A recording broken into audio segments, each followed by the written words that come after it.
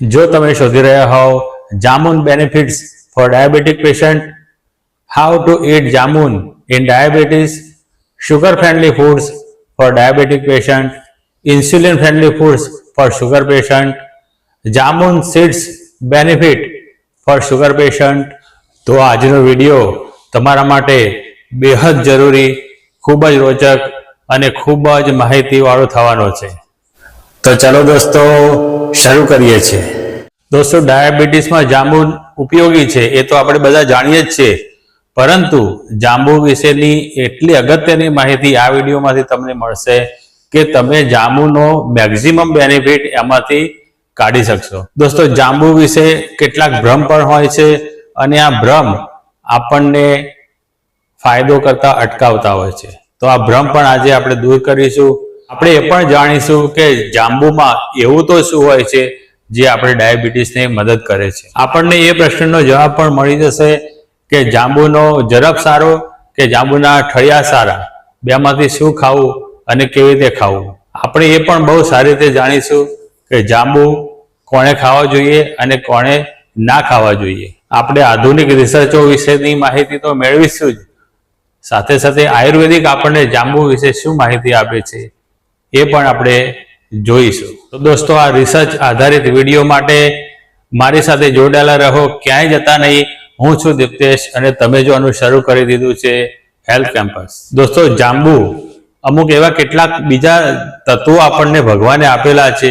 એ તત્વોની સાથે સાથે ભગવાને આપેલું એક ચમત્કારિક ફળ છે અને આ ફળ આપણને ડાયાબિટીસમાં ખૂબ જ મદદ કરશે અને ડાયાબિટીસને હરાવવા માટે ખૂબ જ નિર્ણાયક સાબિત થવાનું છે. જ્યાં દોસ્તો હેલ્થ કેમ્પસનું મિશન છે હરાવો ડાયાબિટીસને. જ્યાં દોસ્તો હરાવો ડાયાબિટીસને મિશનમાં તમે સામેલ થાઓ અને 101 મિલિયન લોકોની સાથે સાથે તમારું ડાયાબિટીસ પણ રિવર્સ કરો. જ્યાં દોસ્તો જામુન આપણા આ મિશન માટે એક ખૂબ જ નિર્ણાયક ફળ સાબિત થવાનું છે. જ્યાં દોસ્તો જામુન આપણને ભગવાને આપેલું એક એવું વરદાન છે.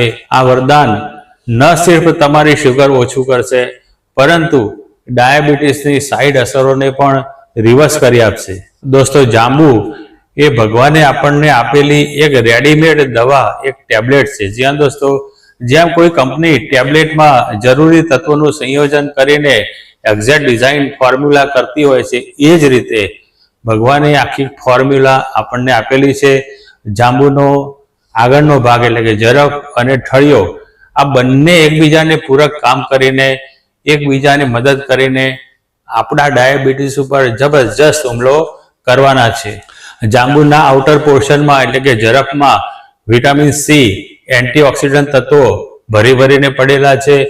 આ વિટામિન સી અને બીજા એન્ટીઓક્સિડન્ટ તત્વો તમારા ડાયાબિટીસથી થતી તમામ સાઈડ અસરોને રિવર્સ કરી શકે છે. જ્યાં દોસ્તો સાથે સાથે બહારના પોર્શનમાંથી આપણને આયર્ન પણ ભરપૂર માત્રામાં મળે છે અને આયર્ન મળવાથી આપણું રક્ત સારું થાય છે, રક્તકણો વધે છે અને તમને જે બીમારીઓ આવતી હોય કે ઇમ્યુનિટી તમારી ડાઉન થતી હોય તો ઇમ્યુનિટી સુધારવામાં પણ જાંબુનો આગળનો જરબવાળો ભાગ ખૂબ જ સારી રીતે મદદ કરવાના છે. આપણું કુદરતી સુપરફૂડ એવા જાંબુમાં જાંબુલિન અને જાંબુસિન, આ બે તત્વો ભગવાને ભરીને આપેલા છે અને આ બે તત્વો ખાસ કરીને ઠળિયામાં વધારે હોય છે. જ્યાં દોસ્તો સામાન્ય રીતે આપણે ફળ ખાઈને ઠળિયો ફેંકી દેતા હોઈએ છીએ, પરંતુ જાંબુનો ઠળિયો આપણે નથી ફેંકવાનો. જ્યાં દોસ્તો જાંબુના ઠળિયામાં ડાયાબિટીસવાળા માટે અગત્યના તત્વો ભરેલા છે. આ જાંબુલિન અને જાંબુસિન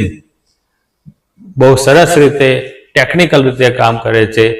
આપણા શુગરના મેટાબોલિઝમમાં જ્યારે પણ આપણે કશું ખાઈએ ત્યારે આનું રૂપાંતર શુગરમાં થાય છે, પરંતુ એ શુગર થાય એ પહેલાંનું એક સ્ટેજ સ્ટાર્ચ બનવાનું આવે છે. આ સ્ટાર્ચમાંથી શુગર બનવાની જે પ્રક્રિયા હોય છે એની ઉપર જ વચ્ચે આપણું આ જાંબુલિન અને જાંબુસિન અવરોધ ઊભો કરે છે.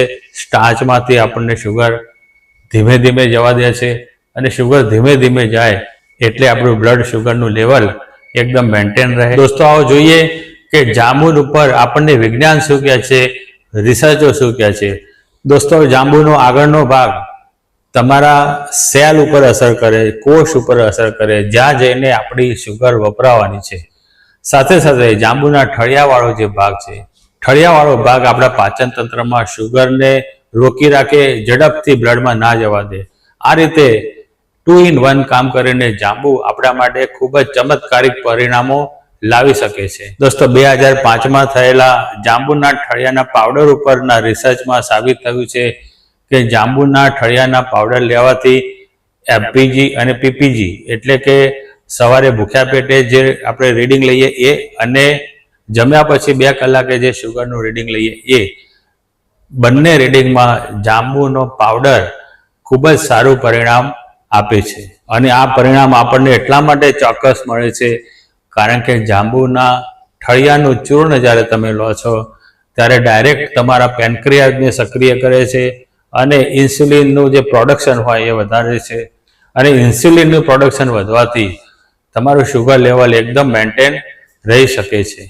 તમારું બ્લડ શુગરનું લેવલ સ્ટેડી રહે છે અને તમને જે સ્પાઇક મળતા હોય છે એ સ્પાઇક અટકી જાય છે અને તમારી તબિયતમાં ડે બાય ડે સુધારો જણાતો હોય છે. દોસ્તો, જો આપણે આયુર્વેદિક દ્રષ્ટિકોણથી જોઈએ તો જાંબુને બુદ્ધિવર્ધક અને કફ પિત્ત નાશક ફળ કહેવામાં આવ્યું છે. જ્યાં દોસ્તો અને જાંબુના બીજનો પાવડર લેવાની સલાહ આયુર્વેદિકમાંથી જ મળેલી છે અને વર્ષોથી, હજારો વર્ષોથી જાંબુનો ફળ, જાંબુનો બીજ અને જાંબુના પાંદડાનો ઉપયોગ આપણા ઋષિ મુનિઓ ડાયાબિટીસને ઠીક કરવા માટે કરતા આવ્યા છે અને આ કુદરતની એક અમૂલ્ય ભેટ આપણને મળેલી છે. એ ખૂબ જ અગત્યની વાત, જો તમે આપણી ચેનલ ઉપર નવા હો અને હજુ સુધી સબસ્ક્રાઇબ ના કરેલું હોય તો અત્યારે જ કરી નાખજો કે જેથી આવો જ ઇમ્પોર્ટન્ટ વિડીયો તમે ચૂકી ના જાઓ. આ વિડીયોને એક લાઇક અને કોમેન્ટ તમારે જરૂરથી કરવાની છે. તમારી એક લાઇક ને કોમેન્ટ અમારો ઉત્સાહ વધારે છે અને અમે તમારા માટે નવા ટોપિક્સ, તમારા માટે ખૂબ જ ઉપયોગી ટોપિક્સ લઈને આવીએ. જાંબુનો પણ પોર્શન કંટ્રોલ કરવો જરૂરી છે.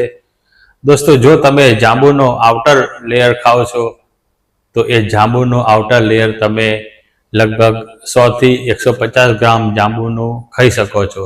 જો તમારે જાંબુનો પાવડર લેવો હોય તો જાંબુના ઠળિયાનો પાવડર તમે દરરોજ સવારે 1 ચમચી છાશ સાથે કે હુંફાળા ગરમ પાણી સાથે લઈ શકો છો. જાંબુનો રસ તમારે સવાર સાંજ 5 થી 10 ml પાણી સાથે લેવો જોઈએ. અને જો તમે જાંબુની સ્મૂધી બનાવવા માંગતા હોય તો 200 ml દહીંની અંદર લગભગ 5 જાંબુનો આઉટર લેયર નાખીને એની સ્મૂધી બનાવીને તમે બ્રેકફાસ્ટની સાથે લઈ શકો છો. દોસ્તો, એક ખાસ વાત યાદ રાખવાની કે જાંબુ કદાપી ભૂખ્યા પેટે નહીં લેવાના. જો તમે ખાલી પેટે જાંબુ લો તો તમને એસિડિટી પણ થઈ શકે છે.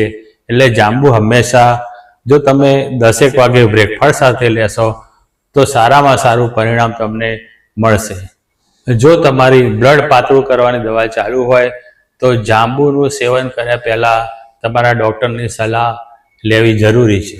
દોસ્તો, આપણે જાંબુ વિશેની જાણકારી આપણા એક અગાઉ રજૂ થયેલા વિડીયોમાં આપેલી છે.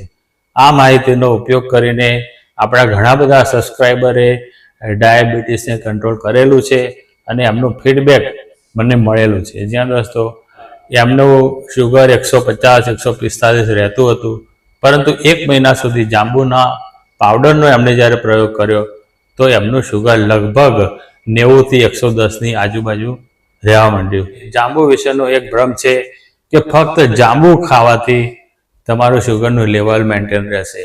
દોસ્તો, એવું નથી. જાંબુની સાથે સાથે તમારું ડાયટ કંટ્રોલ, એક્સરસાઇઝ આ બધા જ પરિબળો કામ કરતા હોય છે. એટલે એકલું જાંબુ ખાવાથી તમને ડાયાબિટીસમાં એટલો બધો મોટો તફાવત નહીં પડે, પરંતુ જો તમારે ખરેખર તફાવત લાવવો હોય તો તમારું બીજું ડાયટ કંટ્રોલ પણ કરવું પડે અને સાથે સાથે એક્સરસાઇઝ પણ કરવી પડે. દોસ્તો, આવો જોઈએ કે જાંબુ ખાધા પહેલાં કોણે ધ્યાન રાખવું જોઈએ. તો દોસ્તો, જો તમારી લોહી પાતળું કરવાની દવા ચાલુ હોય તો ધ્યાન રાખવું જોઈએ. જો કોઈ સ્ત્રી પ્રેગ્નન્ટ હોય તો એમણે ધ્યાન રાખવું જોઈએ. સાથે સાથે તમને હાઇપોગ્લાયસેમિયા વારે ઘડીએ થઈ જતું હોય, એટલે કે તમારું શુગરનું લેવલ એકદમ ડાઉન થઈ જતું હોય અને તમારી જો દવા ચાલતી હોય ડાયાબિટીસની, તો જ્યારે જાંબુ તમે ખાઓ છો એટલે ડાયાબિટીસની દવા તમારે એડજસ્ટ કરાવવી પડે. એટલે તમારા ડૉક્ટરને પૂછી લેવું ખૂબ જરૂરી છે. સાથે સાથે કિડનીના દર્દીઓ અને કિડની ટ્રાન્સપ્લાન્ટ કરાયેલા દર્દીઓએ પોતાના નેફ્રોલોજિસ્ટની સલાહ લીધા પછી જ જાંબુનું સેવન કરવું.